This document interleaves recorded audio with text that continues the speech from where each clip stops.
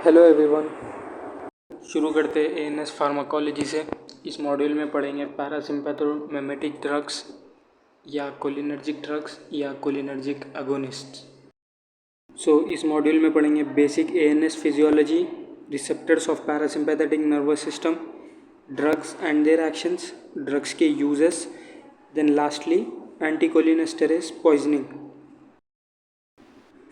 ANS is a part of peripheral nervous system. As we know, peripheral nervous system के दो parts है, sensory and motor. Then motor के दो parts है, एक है सोमैटिक और दूसरा है ऑटोनोमिक। सिंपैथेटिक और पैरासिम्पैथेटिक नर्वस सिस्टम ये ऑटोनोमिक के डिविजन्स है। Then neurons are present in lateral horn of spinal cord. Pre ganglionic fibres arise from there and innervate ganglia. Post ganglionic fibres innervate tissues. आइए समझते हैं इस चीज़ को। As we know, ANS is a part of peripheral nervous system.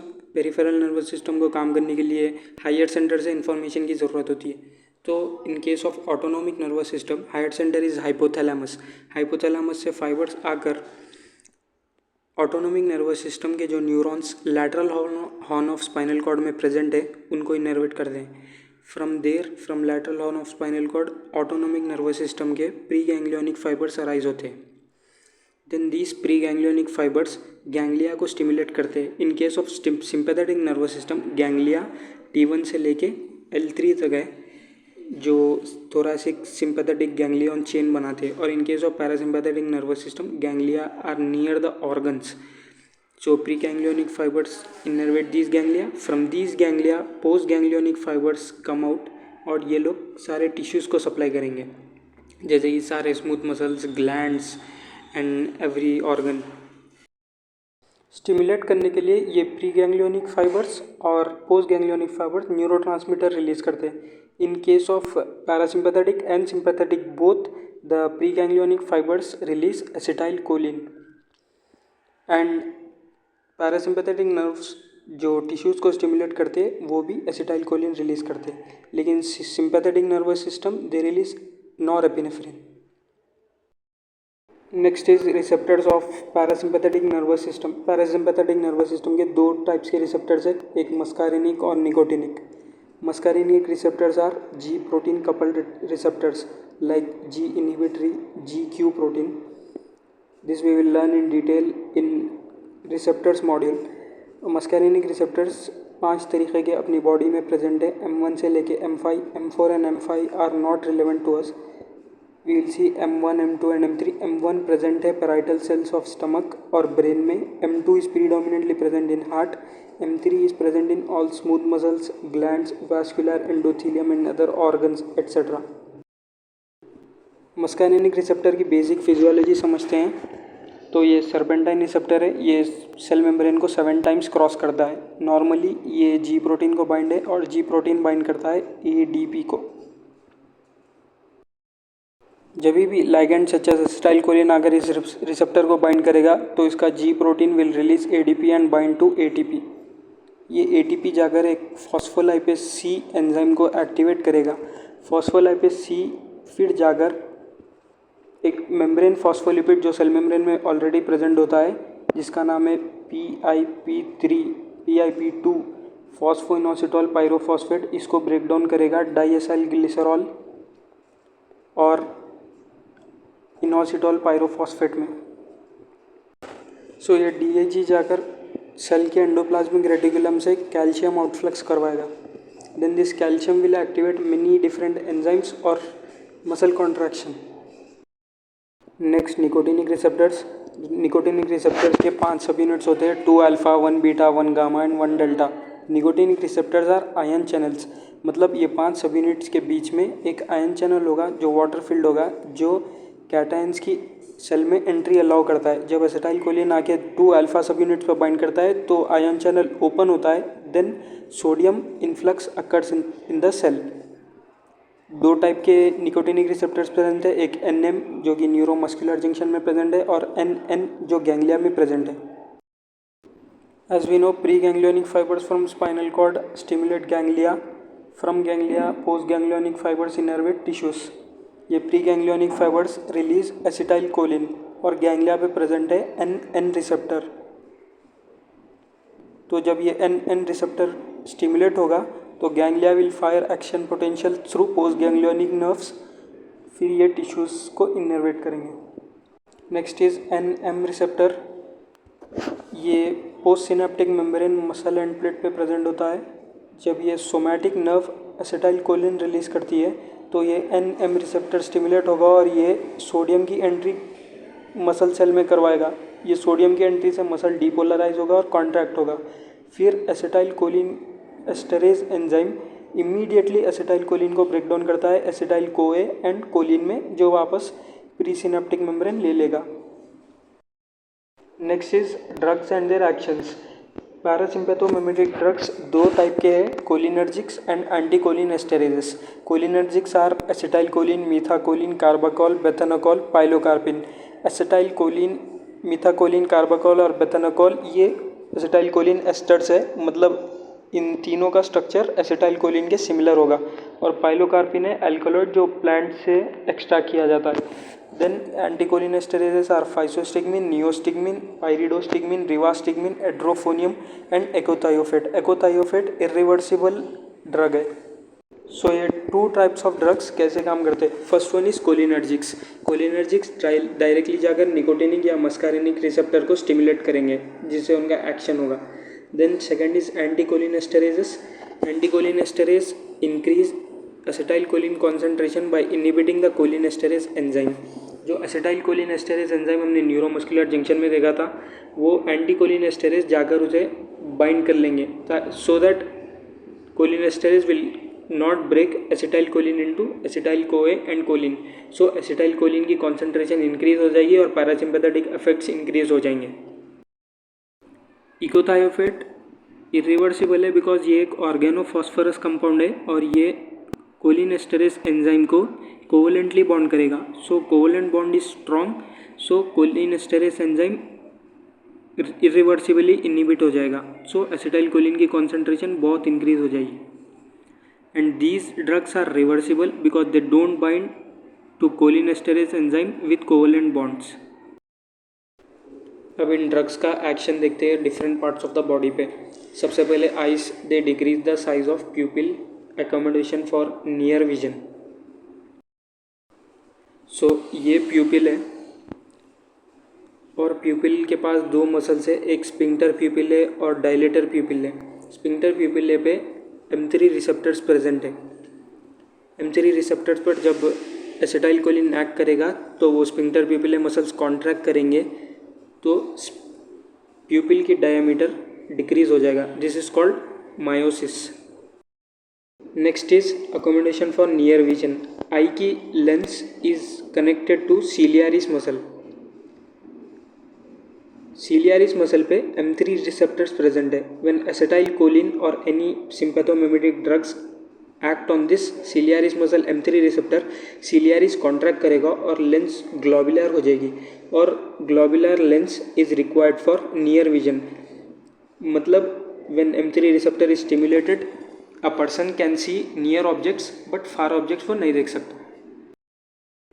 Next glands like salivary glands और lacrimal glands जब M3 receptor से stimulate होंगे तो they will release their secretions. Then next is heart. Heart पे negative chronotropic effect and inotropic effect. Let's see action on heart. Heart पे as we know M2 receptors predominantly present है। So this is our heart. So ये SA node है और ये ventricle के muscles है। इन दोनों पे M2 रिसेप्टर्स प्रेजेंट है। जब M2 रिसेप्टर पे एसिटाइलकोलिन आकर एक्ट करेगा साइनोएट्रियल नोड पे तो SA node will fire less action potentials जिससे हार्ट रेट डिक्रीज हो जाएगा। सो this is called negative chronotropic effect. और जब M2 receptors will be stimulated on ventricle muscles तो ये वेंट्रिकल्स की फोर्स ऑफ कॉन्ट्रैक्टिलिटी कम हो जाएगी। This is called negative chronotropic effect. Action on smooth muscles, contraction. Parasympathomimic drugs will bring about contraction of all smooth muscles. आइए देखते हैं different smooth muscles पे sympathomimetic drugs का इफेक्ट। सबसे पहले bronchus. This is the bronchus. इसके wall में कई सारे स्मूथ मसल्स प्रेजेंट है।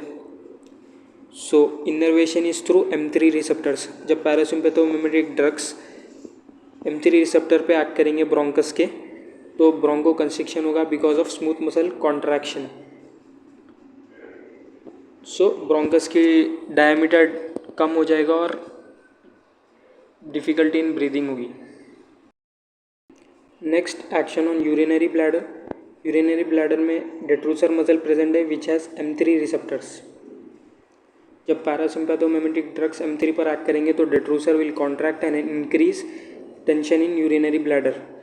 फिर internal urethral sphincter is relax by parasympathomimetic drugs, so urinary voiding होगी। देन GIT के स्मूथ मसल्स को स्टिमुलेट करने पर पेरिस्टालसिस विल इंक्रीज और GI के secretions will increase.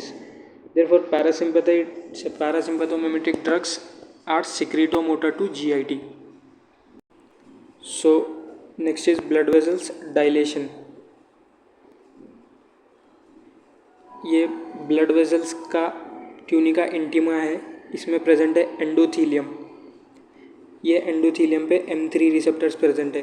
When parasympathomimetic drugs act on this M3 receptor, ये endothelium will release nitric oxide.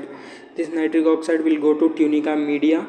Tunica media में जो स्मूथ मसल्स प्रेजेंट है उनको रिलैक्स करेगा, hence vasodilation will occur. Then next stimulation on ganglia as we saw before, फिर skeletal muscle पे depolarisation and muscle contraction. पैरासिम्पैथोमिमेटिक बहुत सारे ड्रग्स है, कुछ यहाँ पर इंपॉर्टेंट ड्रग्स मेंशन्ड है which are frequently asked in examination and viva. First one is pilocarpine. ये एक मायोटिक है which will decrease the diameter of pupil, can cross blood brain barrier which means central nervous system effects भी दिखाएगा। ये used in open angle glaucoma to reduce the pressure in the eye. फिर to counter mydriatics, mydriatics will increase the diameter of pupil. Mydriatics को fundoscopy और eye examination में use करते हैं। Fundoscopy या एग्जामिनेशन के बाद पाइलोकार्पिन एडमिनिस्टर करने पर यह माइड्रियाट्रिक्स का एक्शन काउंटर हो जाएगा। Next one is bethanechol. Bethanechol post operative urinary retention और मेगाकोलोन में यूज़ होता है। पोस्ट ऑपरेटिव यूरिनरी रिटेंशन में यूरिन वॉइडिंग प्रॉब्लम होती है, so bethanechol will go and stimulate the detrusor and relax the sphincter so that urine output हो सके। Next is physostigmine. ये भी एक मायोटिक की तरह यूज़ होता है और ये भी ब्लड ब्रेन बैरियर क्रॉस कर सकता है। Then next is neostigmine and pyridostigmine. ये फर्स्ट लाइन ड्रग्स है माइस्थीनिया ग्रेविस के लिए और post operative ileus and urinary retention. Next one is edrophonium. ये वेरी शॉर्ट एक्टिंग एंटीकोलिनेस्टेरेज है, इसका एक्शन सिर्फ 10 मिनट्स के लिए रहता है। This is used in myasthenia diagnosis. For example, a patient comes with weak muscles, drooping of eyelids, so we need to check for myasthenia gravis.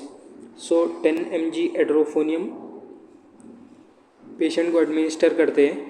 अगर उसके मसल्स में स्ट्रेंथ वापस आई या फिर he feels better, then we can make a diagnosis of myasthenia gravis. Next is echothiophate. ये organophosphorus compound irreversible है और यूजुअली इसे थेरेपेटिक पर्पसेस में यूज़ नहीं करते, बट इससे पॉइजनिंग बहुत कॉमन है। So common uses of parasympathomimetic और cholinergic drugs.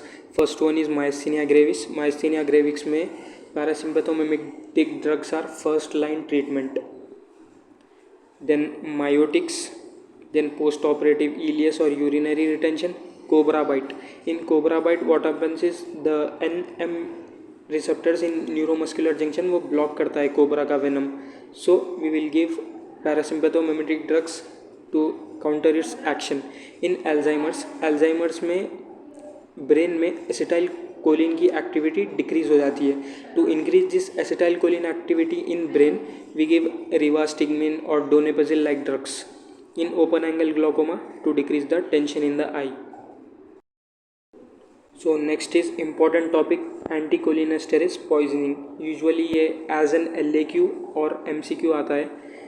So common case will be commonly farmers present with this Insecticides contain organophosphates which lead to poisoning. Organophosphates are irreversible anticholinesterases, so ये poisoning करते हैं.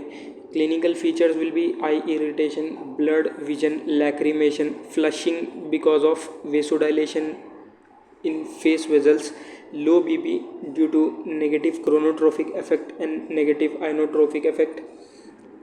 Muscle weakness होगा due to blockade of NM receptors, respiratory paralysis because severe bronchoconstriction will occur, and convulsions. Usually इस तरीके का question आता है organophosphorus poisoning में. A 35-year-old man is brought to the emergency department due to difficulty in breathing due to severe bronchoconstriction. Patient is a farmer, common case, and developed symptoms while working in the fields. Past medical history is significant for major depressive disorder and 2 prior suicide attempts.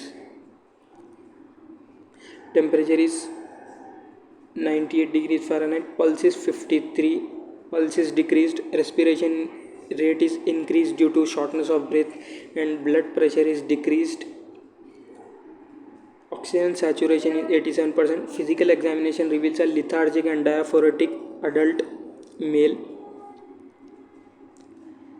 ये हुआ because due to paralysis of skeletal muscles with bilateral pinpoint pupils. Pinpoint pupils means pupillar diameter is decreased, meiosis happened, and watering from the eyes, which means lacrimation. Patient body and clothes are soiled in vomit and feces. Vomit and feces because stimulation of peristalsis in GIT. Lung auscultation reveals diffuse wheezing. Diffuse wheezing is because of severe bronchoconstriction. Which of the following agent most likely precipitated this patient symptom? This is a state case of organophosphorus poisoning. So इसका answer होगा organophosphate. So what is the treatment for organophosphorus poisoning? Terminate further exposure to that compound. ये important point है. Maintain respiration. Mostly patient की death होती है respiratory paralysis की वजह से. So maintaining respiration and oxygen is key. Maintain hydration and BP. Specific antidote है atropine. First we should give atropine drug because atropine will counteract all the effects of parasympathomimetic drugs. Then next is pralidoxime. Pralidoxime क्या करता है? जो organophosphorus compounds एंटीकोलिनेस्टेरेज को irreversibly bind करते हैं, तो pralidoxime will prevent that. Pralidoxime will increase anticholinesterase enzyme. Diazepam CNS drug है which is used in controlling convulsions. इन सारे सिम्टम्स को कोलिनर्जिक टॉक्सिड्रोम भी कहा जाता है because there is toxicity of cholinergic drugs and these are a group of symptoms.